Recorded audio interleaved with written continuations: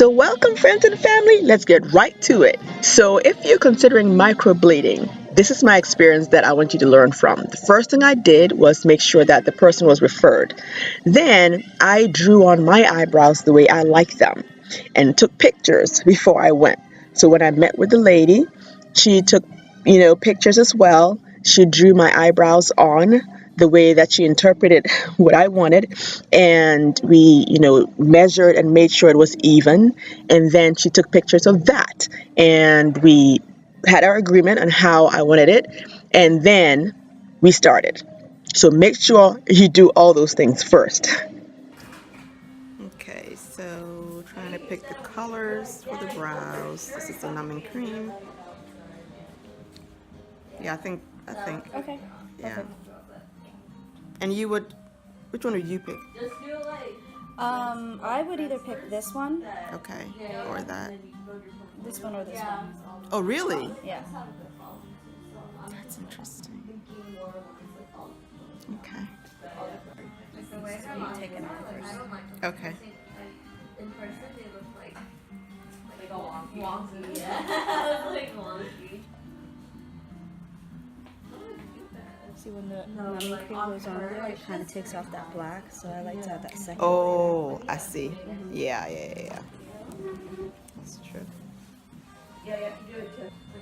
My mom doesn't know I'm doing this. She's gonna freak out. Oh yeah? Your mom's gonna want it after. You think so? I've had so many clients that they're like, oh my god, I can't let my mom know, she's gonna freak out, and then more than likely after they get done, and I was like, oh, so much you look like you grew more hair, what have you been using? And they don't know it's microblading, you know? That is fantastic. They're like, oh, what kind of stuff have you been using?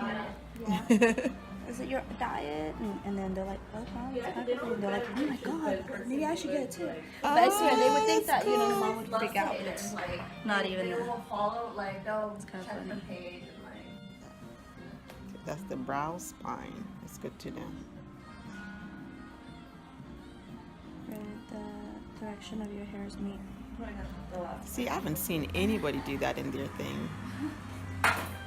This is how you know when you have an expert. Brow spine. I see.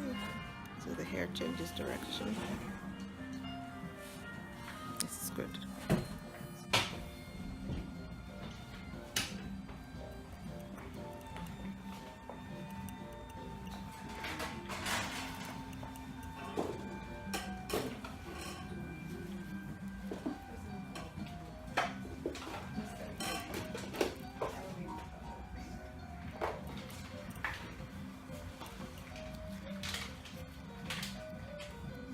You don't feel it, right? Oh, yes. No, just a little scratch. Yeah. Not too bad. Alright, let me sanitize the same one and we'll get started. Let me tell you a secret about 3D and 6D. Okay. It's all same. Oh, is it? I thought it was too, but like in LA. A lot of people, Fancy name. yeah, a lot of people do the whole fancy name and all that stuff. They call it like, oh, it's a 6D or it's a 3D or it's an embroidery. It's all the same thing. Yeah. Shade at the end and then you Well, that's a different. That's a micro shading and micro needling. yeah. Yeah, that's different. Don't you have to shade at the end anyway? No, With your eye, fill it in. depends on what kind of result. Are you hurting? Feel those. Yeah, you're probably more sensitive on the side, you know. I got worse than you. You got worse. Yours isn't even a pillow. Okay. I'll be okay. Pretty. So one thing she told me is that she draws inside of the outline. So the outline may look like the brow is big, but as you can see, it's really not as big as the outline. And so at some point, the numbing cream wore off, so she had to wipe everything and reapply the numbing cream. But at this point, she had drawn an outline.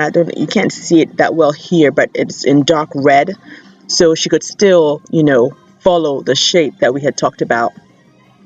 to make sure that we were achieving what I wanted. And as you can see, when she wipes off the little bit of blood, you can see that the shape is exactly how she had drawn it.